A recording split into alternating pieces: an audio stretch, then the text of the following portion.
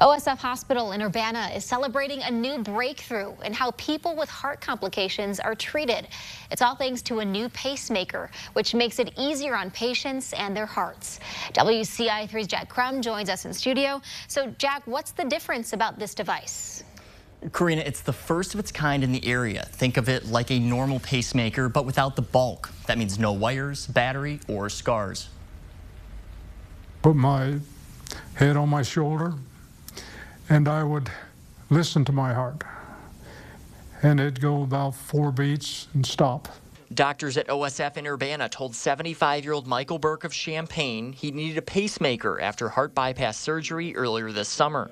They didn't suggest just any pacemaker, though, but a new kind. It's smaller and it's a lower profile. Following the successful surgery in August, Burke became the first person to have a dual wireless pacemaker procedure done at OSF Urbana or in central Illinois. Dr. Michael Broman is the director of non-invasive cardiology at OSF Urbana. Now he doesn't have to worry about taking it easy with his arms. He doesn't have to worry about an infection in the battery site. He doesn't have to worry about bleeding or that stitch coming open.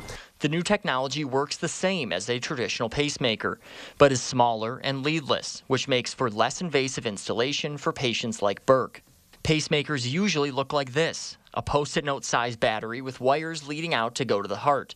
Now, just 2 of these pods inserted at the top and bottom chambers of the heart will do the trick. We've had leadless pacing for a while, but it's the technology that allows the 2 batteries to talk to each other inside the heart that really has revolutionized pacing. Broman says the cardiac electrophysiology community can benefit from this. Adding small and leadless is the way to go moving forward. The goal is to be able to do this type of thing with multiple medical problems, not just slow heartbeat, but be able to make people's hearts stronger in the future as well with these devices. But for now, Burke is feeling the benefits of this new technology, 1 beat at a time.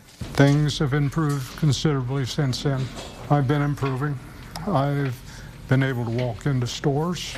In fact, if I have a cart, I can do quite a bit of walking in the stores. Burke still has a road of recovery ahead of him, but it's his hope and doctors' expectation that walking and breathing get a little bit easier for him moving forward. Karina? All right, Jack, thank you.